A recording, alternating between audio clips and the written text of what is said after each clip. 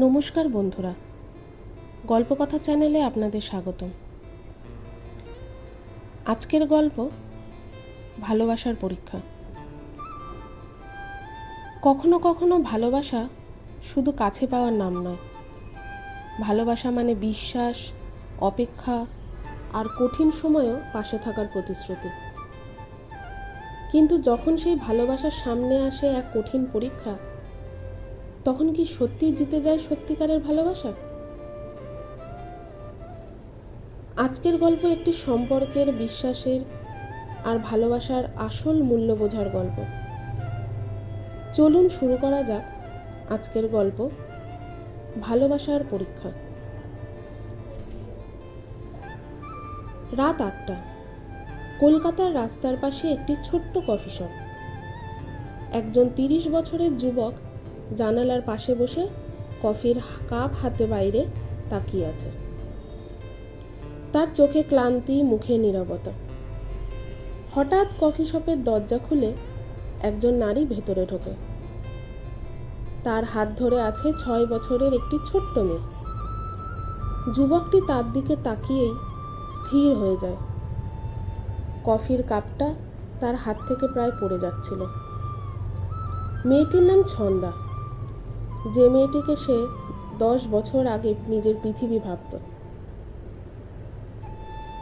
কলেজের প্রথম দিন।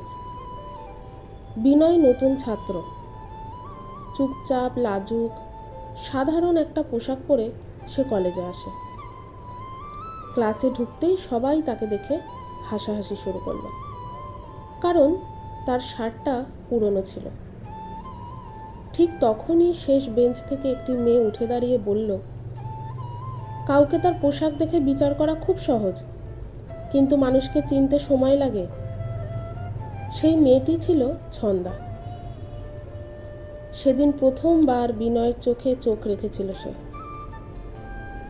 আর সেদিনই শুরু হয়েছিল এমন একটি গল্প যা সময়ও শেষ করতে পারেনি। দিন গড়াতে লাগলো। বন্ধুত্ব ধীরে ধীরে ভালোবাসায় বদলে গেল। বৃষ্টির দিনে এক ছাতায় হাঁটা, লাইব্রেরিতে পাশাপাশি বসে পড়া, নদীর ধারে বসে ভবিষ্যতের স্বপ্ন দেখা, সব কিছুই যেন সিনেমার দৃশ্যের মতো ছিল। একদিন সূর্যাস্তের সময় বিনয় বলল, আমার কাছে টাকা নেই, বড় বাড়িও নেই, কিন্তু তোমাকে সারা জীবন ভালো রাখার ইচ্ছেটা আছে। ছন্দা হেসে উত্তর দিল, মানুষ টাকার নয়, ভালোবাসাই ধনী হয়। কিন্তু সুখ বেশি দিন স্থায়ী হলো না। হঠাৎ বিনয়ের বাবা অসুস্থ হয়ে পড়লেন। সংসারের সব দায়িত্ব এসে পড়ল বিনয়ের কাঁধে। সে বাধ্য হলো অন্য শহরে চাকরি খুঁজতে যেতে।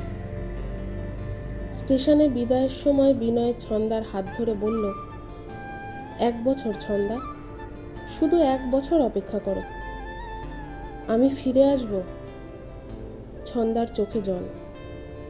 সে শুধু বলল, আমি অপেক্ষা করব, যত দিন লাগে। ট্রেন ছেড়ে দিল। দুজনের চোখে তখন শুধু একটাই স্বপ্ন, আবার দেখা হবে। কিন্তু ভাগ্য তাদের জন্য অন্য গল্প লিখে রেখেছিল। আজকের পর্ব এখানেই শেষ করলাম বন্ধুরা। পরবর্তী পর্ব নিয়ে খুব তাড়াতাড়ি আপনাদের সামনে হাজির হব। পরবর্তী পর্ব শুনতে চাইলে চ্যানেলটি সাবস্ক্রাইব করে দেবেন, আর অবশ্যই ভিডিওটি লাইক করবেন। ধন্যবাদ বন্ধুরা।